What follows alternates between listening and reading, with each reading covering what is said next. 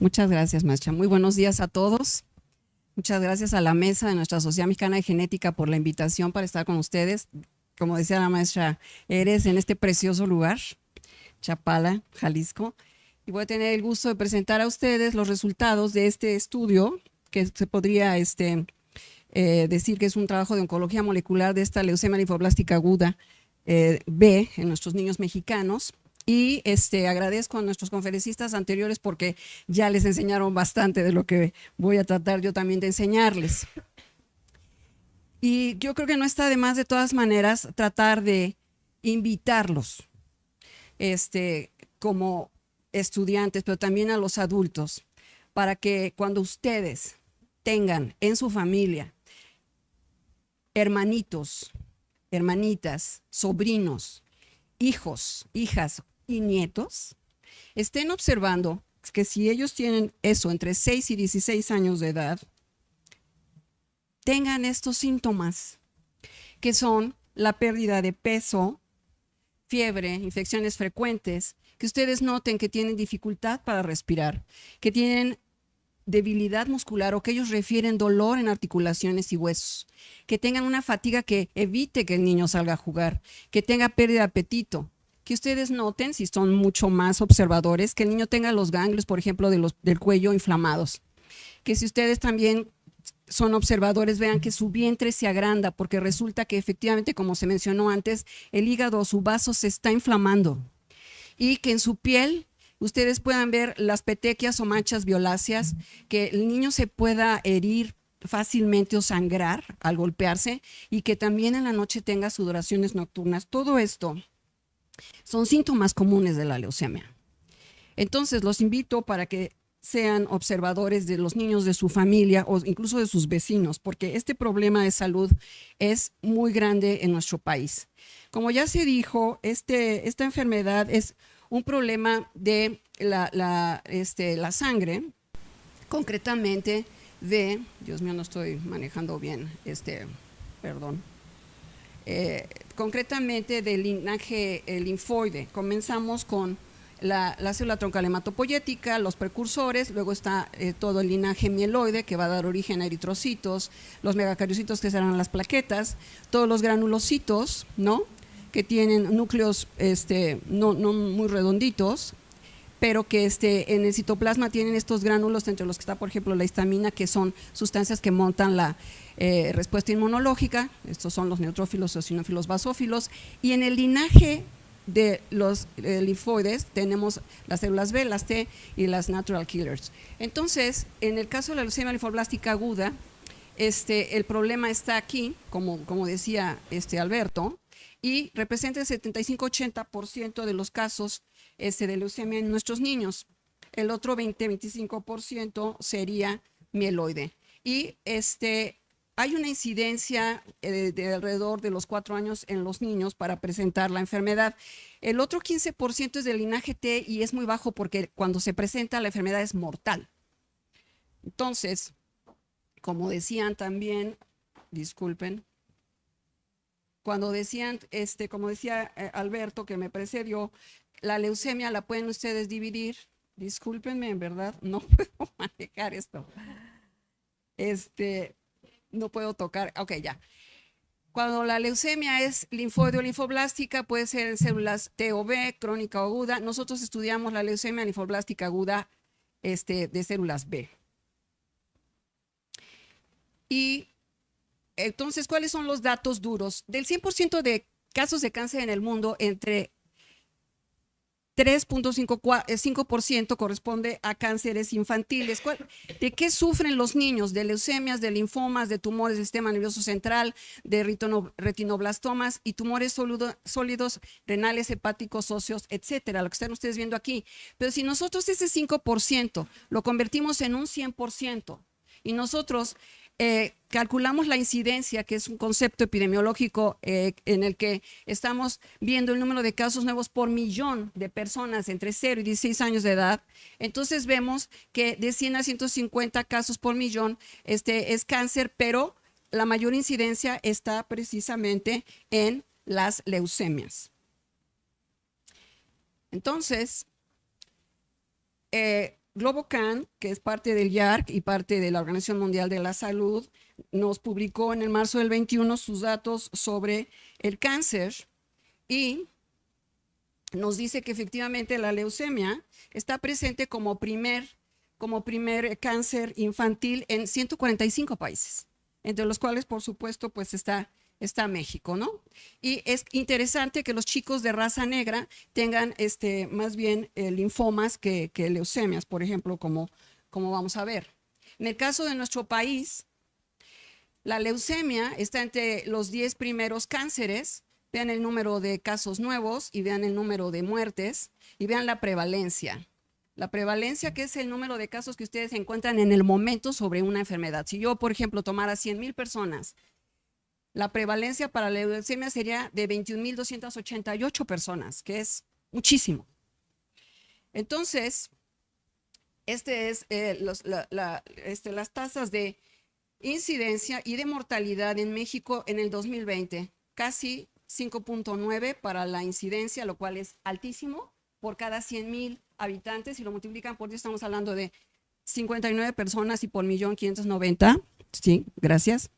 Y la mortalidad que está en el 2.3, o sea, no se muere 2.3 niños, perdemos entre 2 a 3 niños, lo cual es muchísimo, porque en el primer mundo de 10 niños rescatan 9 y se preguntan por qué pierden 1 y nosotros perdemos entre 2 y 3, lo cual es médicamente un escándalo.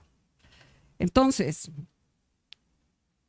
este es el número de nuevos casos o incidencia para México según GloboCan y este es el número de muertes también en 2020 para la leucemia. Nadie quiere que uno de sus niños sea parte de esta estadística.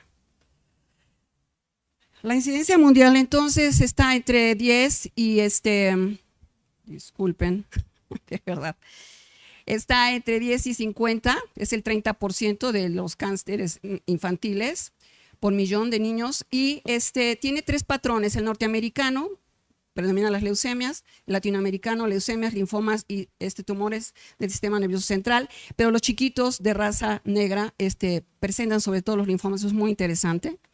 La mayor incidencia es en menores de 5 años, mayores de 10, es muy grave la enfermedad así, y es una enfermedad que se observa mucho en los varoncitos, entre un 1.1 y el 1.6. Otras razones, como todos los cánceres, que es un tipo de enfermedad multifactorial, es la raza, el medio, el estatus, las infecciones o hábitos, e incluso la exposición ambiental o laboral de los padres antes de concebir a los niños.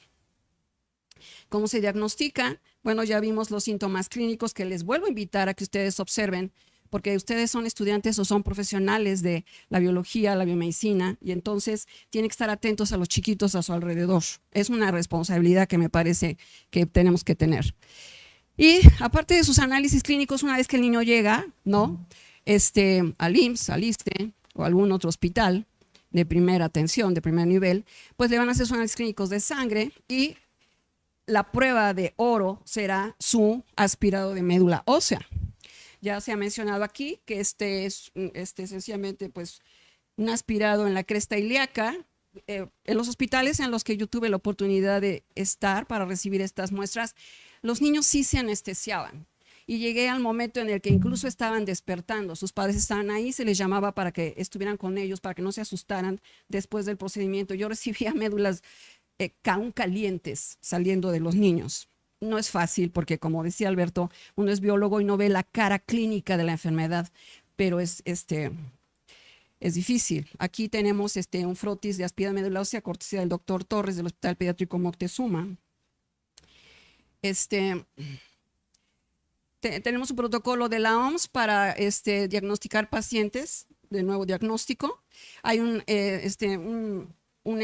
grupo de riesgo estándar que tiene esta edad con este conteo de leucocitos menor a 50,000 por microlitro o alto si tienen menos de un año, 0 a 12 meses o si ya pasan de 9 años y también tienen más de 50,000 leucocitos por microlitro de sangre.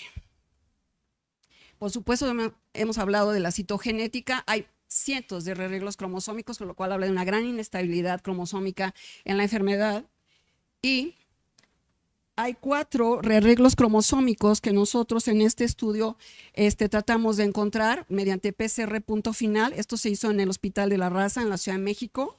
Está, por ejemplo, la translocación, todas son translocaciones, la 1.19 afecta estos genes, es un factor de transcripción, pronóstico malo para los niños. La 9.22, que es la BCR, que son serine-trioninsinasas, tirosinsinasas, el famoso cromosoma Filadelfia, pésimo si el niño lo presenta. La translocación 411, MLLF4 es una histona H3, metiltransferasa, malo. Y el que más abunda y el que más se presenta en la población mexicana, aunque tiene una prevalencia baja, es el 1221, es un factor de transcripción del complejo transcripcional. De todas maneras, tiene un 20% de recaída para los niños. Bueno, con todos estos antecedentes de que la leucemia es el cáncer infantil más frecuente en un 30%, que en las regiones desarrolladas, pues sí, salvan 9 de 10 niños, pero en países como el nuestro la tasa de sobrevivencia es baja y la recaída es de pues más del 25%, y que tenemos, ok, me voy a acercar más, así, gracias, y que tenemos una tasa de incidencia muy, muy alta de 5.9 por cada 100,000 habitantes de entre 0 y 16 años de edad. La Ciudad de México, así sea por razones de que en ella están los hospitales de tercer nivel a donde llegan los niños de México a atenderse, tiene una de las incidencias más altas del mundo, y que aunque hacemos muchos estudios también moleculares, necesitamos seguir haciéndolos para entender por qué es que nuestros niños tienen este problema, y que tenemos también una diversidad genética mestiza que también se ha explorado, lo cual es interesante. Nos dimos cuenta de que muchos de los perfiles de expresión génica de esta leucemia utilizan la fase blanca cuando los niños tienen un 90% de blastos. El 10% puede ser otro tipo de células no leucémicas, contaminantes. Entonces, nosotros sugerimos pues el siguiente protocolo. Nuestros criterios de inclusión es que los pacientes tuvieran entre 0 a 16 años de edad, fueron ingresados en estos 3 hospitales de la Ciudad de México, diagnosticados con la enfermedad, con estos riesgos, con y sin riesgos cromosómicos, pero sobre todo vírgenes a tratamiento. Nuestro diseño experimental fue el siguiente. Recibimos muestras tanto de sangre periférica como de médula ósea. En estos tubos colectores con neta como anticoagulante, extrajimos los leucocitos, la fase blanca por histopaque, y después los inmunotipificamos, ¿sí? Concretamente y de manera muy exquisita a los linfoblastos pre-BC de 10-19, ¿sí? Que ahorita les voy a explicar más a fondo. Y los separamos por FACS, o separación de células por activación de fluorescencia. Y esta muestra enriquecida, pues le extrajimos a cada una su RNA total por trisol, la llevamos al INMEGEN y con el bioanalizador checaron su calidad. Se hicieron perfiles de expresión para cada niño, para cada muestra, con este chip de la plataforma Affymetrix.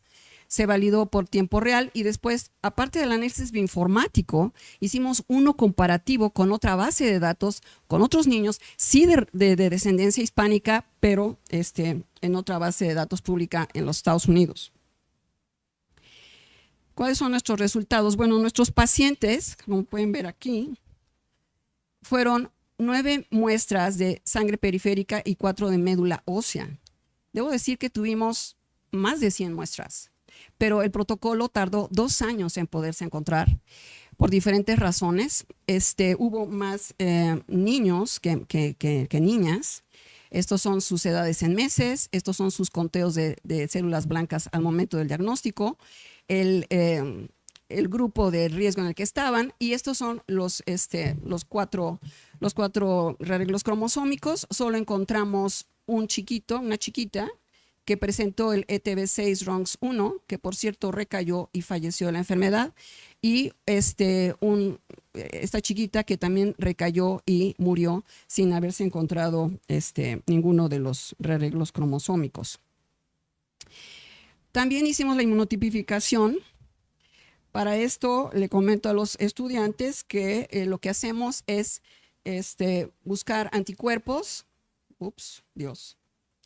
anticuerpos contra antígenos de superficie específicos para los linfoblastos pre-B, que son estos que ven ustedes a la derecha. Dios mío, bueno, sí. que ven ustedes aquí, que estaban acoplados a estos fluorocromos para que entonces el aparato se los pueda mostrar. Ahora, yo quería exclusivamente estas células. Estos son los linfoblastos Prev. Y como ustedes ven, aquí está mostrando sus diferentes antígenos de superficie, según se va diferenciando. Aquí es donde se queda la célula leucémica. No continúa la célula Prev transicional, ni mucho menos madura la célula B profesional ingenua. Entonces, ¿qué era lo que estábamos buscando? El CD45, que es un antígeno común de los cocitos, que separa al linaje hematopoyético de las células mesenquimales de la médula ósea. El CD34 es una glicoproteína de superficie. El CD10, que es el famoso CALA. Y el CD19, ¿sí?, que es un correceptor en las células B. Todos ellos fueron cada uno teñido con un diferente fluorocromo, el anticuerpo, Pacific Blue, ficoeritrina, el fluoresceín isotocianato y la aloficocianina. Y entonces hicimos la citometría de flujo. A su izquierda las gráficas del pre-sort, a la derecha el post-sort, y entonces separamos por CD45, luego 34, 10, aquí el 45, 34, 10 y 10, 19. Y finalmente aquí tenemos nuestras células purificadas. Hicimos nuestro análisis de expresión global para cada uno de los niños. Y aquí empezamos a encontrar algo muy interesante. Solo los niños con conteos de linfoblastos muy altos, de mínimo 4 millones de células, ya sea en médula o en sangre periférica, eran los que nos daban un RNA en cantidad suficiente como para que los aparatos leyeran ese RNA. Si ustedes se fijan, aquí vemos que un niño que tenía 800,000 blastos nos dio muy poco RNA, 4.4 nanogramos, pero si tenían 12 millones, 4 millones, 10 millones de blastos, el aparato sí los veía. Yo no podría explicar esto, pero fue así. Entonces encontramos finalmente la manera de hacerlo y entonces el bioanalizador en el IMEGEN pudo hacer estas gráficas. Encontramos pues nuestros electroferogramas y nuestros geles.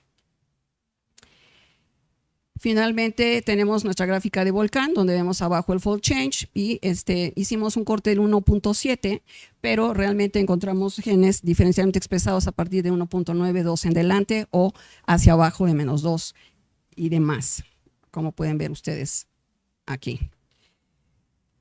Este es el mapa de calor para nuestros genes diferencialmente expresados, para los linfoblastos Prev, CD10, 19 positivos, tanto de sangre periférica a su izquierda como de médula ósea a la derecha, y me parece claro que en las muestras de médula ósea y de acuerdo con el código de color, estos genes fueron sobreexpresados y estos subexpresados en la médula ósea, pero no en la sangre periférica.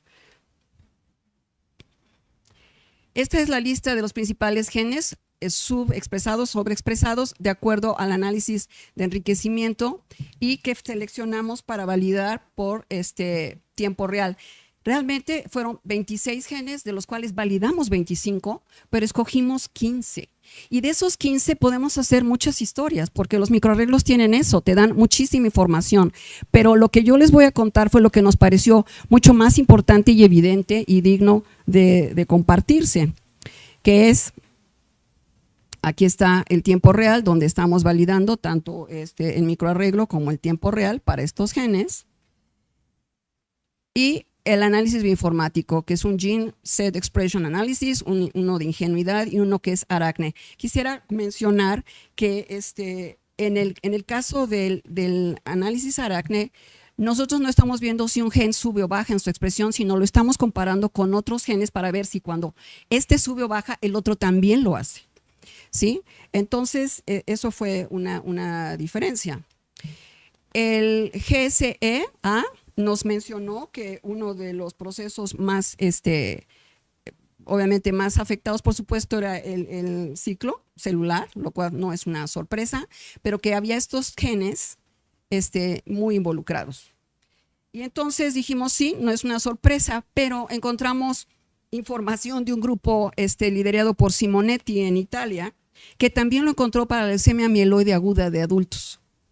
O sea, nosotros encontramos estos 3 genes y uno más para una firma de 4, y ellos encontraron 3 de ellos. Entonces nos parece que eso no es una casualidad, sobre todo si es en una leucemia mieloide de adultos. Y entonces lo estamos mencionando por primera vez para leucemia linfoblástica aguda en niños. También vemos aquí los procesos que están involucrados, y en el análisis de IPA podemos ver pues el ciclo una y otra vez mencionado, la ruta de las JAK-STAT, el desarrollo de las células B, la vía de señalización de interleucina 7, que también tiene que ver con las JAK-STAT, y vemos también PI3K muy involucrado. Sí.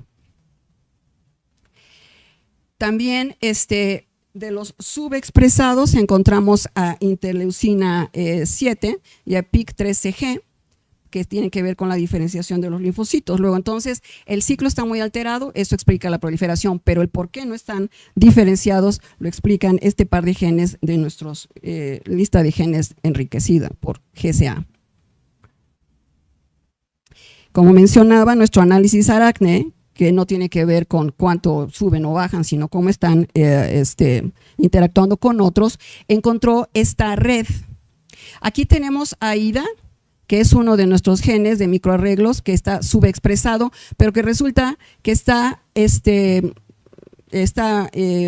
relacionado con FG19, con SMIM-L102B, que es un RNA largo no codificante, que tienen mucho que ver con lo que es el desarrollo y diferenciación de linfocitos B, y en el centro del hub tenemos a STAP2. Entonces, esto fue interesante, a pesar de que FGF19, este largo no codificante y no estaban en nuestro análisis inicial de microarreglos. La suma de nuestros hallazgos o de lo que les estoy contando de parte de la historia está aquí. Tenemos entonces una firma de 4 genes que tienen que ver con el ciclo celular, CDC45 que está al momento de la iniciación de la replicación, GAT45 que aunque es un gen que tiene que ver con reparación de daño al DNA y que tiene que ver con que haya apoptosis, se ha comprobado últimamente que también tiene que ver con que haya proliferación en las células hematopoyéticas para que estas no mueran, aunque haya daño, y PLK1, que tiene que ver con PI3K que te mTOR aquí entre G2 y M, y CDC20, ¿sí? Que tiene que ver en el cinetocoro, en la manera en la que se dividen los cromosomas, cómo se reparten a la célula madre y la célula hija. Y entonces, también, como les decía yo, encontramos que el receptor de interleucina 7 y PI3K-CG estaban subexpresados. Este es el receptor para las JAK-STAT, está apagado, no hay diferenciación, y PI3K-CG, que también es otra manera de hacer que esta vía se encienda, también está apagado y tiene que ver con el mantenimiento o desarrollo de los linfocitos. Luego entonces quizá esto explica por qué es que las células están en ese estado. ¿Qué vías de señalización entonces están involucradas? Pues como decía, las JAK-STAT, el PI3K-AKT, y las MAPsinasas. Aquí lo vemos un poco más complejo. Aquí están las MAPsinasas, aquí está JAK-STAT, aquí está PI3K-AKT.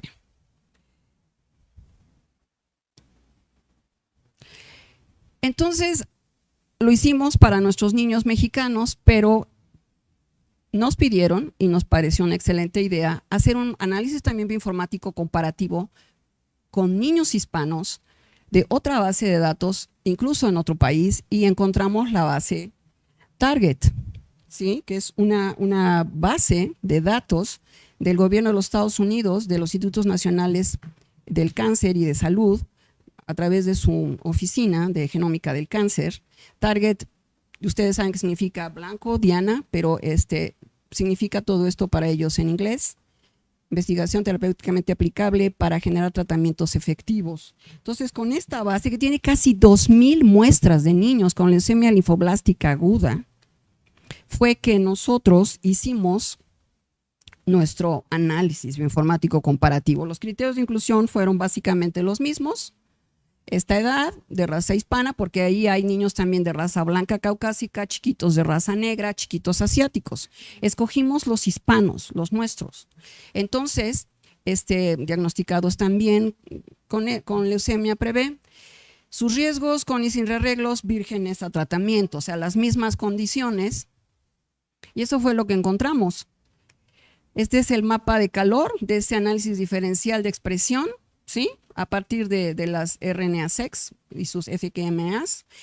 Y algo muy interesante, nosotros encontramos 9 muestras de sangre periférica y 4 de médula ósea, sí, pero en esa base de datos de 2000 niños, solo hay 15 médulas óseas y 10 sangres periféricas de niños hispanos con las mismas condiciones que los nuestros. Eso fue interesante. Y es básicamente lo mismo, son la médula ósea tiene genes hacia arriba, genes hacia abajo y es diferente obviamente a la sangre periférica, y encontramos en el clúster, ¿no?, de vías de señalización que de nuevo teníamos a PI3K, AKT afectada hacia abajo y el ciclo celular hacia arriba. De la misma manera, en este análisis de enriquecimiento tuvimos 4 clústeres y tenemos a la izquierda las médulas óseas, a la derecha la sangre periférica, pero el clúster de redes que ven ustedes aquí también nos volvió a señalar el ciclo celular y las vías de señalización de RAS, las mapsinasas y PI3K AKT de nuevo. Cuando hicimos mediante las herramientas de IDP, ShinyGo y PathView y el GCA, para enriquecimiento de genes y las vías de señalización, pues de nuevo salió el ciclo celular y efectivamente en los niños hispanos encontramos los mismos genes, la misma, sobreexpresados. Aquí vemos a GAD45, acá está CDC20, acá está CDC45 y aquí está PLK1. Entonces, ellos también tienen estos genes sobreexpresados de manera muy importante. Nuestro análisis, gracias a la herramienta de PathView, nos mostró que los niños hispanos también tienen la vía RAS y la vía PI3K-AKT muy encendidas, esto que tiene que ver pues con el receptor interleucina 7 y el PIK3CG del que yo hablaba para la falta de diferenciación. ¿Y cuáles son nuestras conclusiones? Bueno, que nuestro perfil de expresión, sí, global, con estos linfocitos prevé de estas 2 tejidos, ¿no?, purificados por FACS, y todo su análisis bioinformático nos reveló estos 4 genes reguladores mitóticos que explican la proliferación en estas células y 2 con una baja expresión, lo que explica su inhibición de diferenciación. Aunque nuestro tamaño de muestra realmente debemos aceptar que fue pequeño, porque por razones metodológicas, solo los pacientes con altos conteos de células blancas fueron elegibles y no los de conteos bajos. Sí tuvimos muestras muy puras de linfoblastos, no contaminadas con otras células blancas o no leucémicas, ¿sí? Entonces lo que nosotros vimos era muy real. De los 4 posibles rearreglos cromosómicos, el TLML, que ahora también se llama ETB6-RONC5, que es una alteración promotora de la leucemia linfoblástica aguda, fue el único que detectamos en un solo paciente, que por cierto falleció, como les decía. Y el grupo de la doctora Verónica Becker en el Hospital de la Raza del IMSS en México ha observado esto en médulas óseas de niños mexicanos y ha encontrado una baja prevalencia incluso de este rearreglo, que es el que mejor pronóstico da a los niños cuando lo presentan. Y puede deberse al hecho de que hubo una poca cantidad de muestras que quizá no lo vimos tanto, pero de todas maneras tiene una baja prevalencia. Este grupo de 4 genes del ciclo celular lo corroboramos con nuestro análisis comparativo con las muestras de los niños hispanos de la base Target. Sabemos que el ciclo celular es un proceso biológico que tiene más de 200 genes, pero lo que yo quiero llamar a su atención es que De estos 200 genes nosotros encontramos esta firma que a su vez ya está reportada en 2 o 3 de estos genes en la leucemia mieloide aguda de adultos. Luego entonces hay algo importante pasando ahí, ¿sí? Y entonces por eso nos parece interesante. En conjunto, esta evidencia creemos que podría usarse para estratificar o quizás clasificar a los pacientes con la enfermedad que tengan altos conteos de células blancas y por supuesto que sigue señalando las proteínas de la maquinaria mitótica como blancos terapéuticos.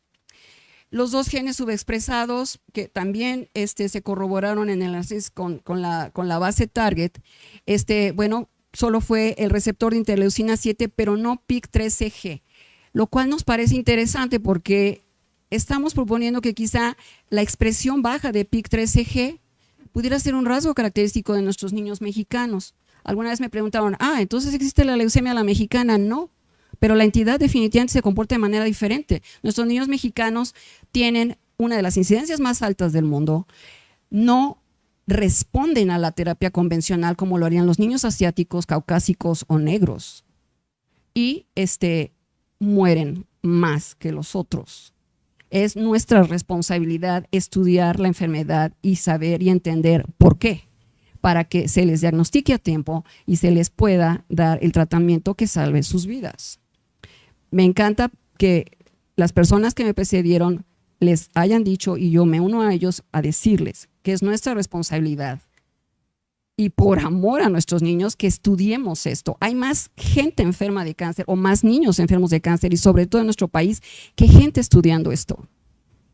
Y es un gran esfuerzo considerando las condiciones sociopolíticas y económicas del país donde ahora ni siquiera hay medicinas para los niños y los padres detienen el aeropuerto de la Ciudad de México para que les hagan caso.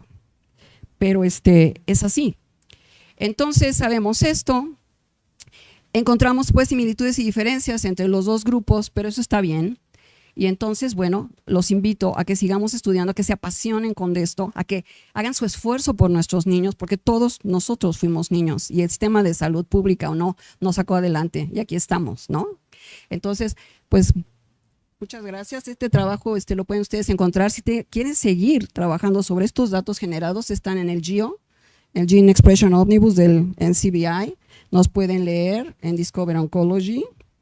Y pues esto no podría ser posible si no fuera por un grupo enorme de expertos.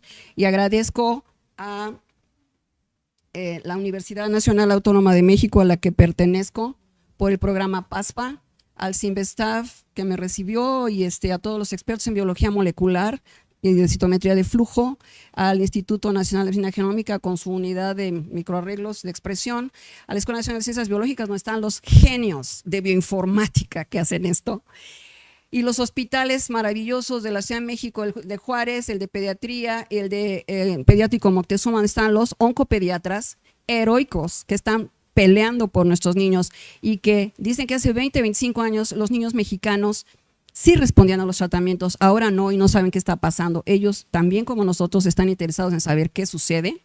Y del IMSS agradezco también al Hospital de la Raza, donde se trataron de buscar los rasgos cromosómicos, y el fondo de investigación que le dio dinero a este proyecto. Se necesita también dinero, como saben. Y bueno, pues a todos ustedes muchas gracias.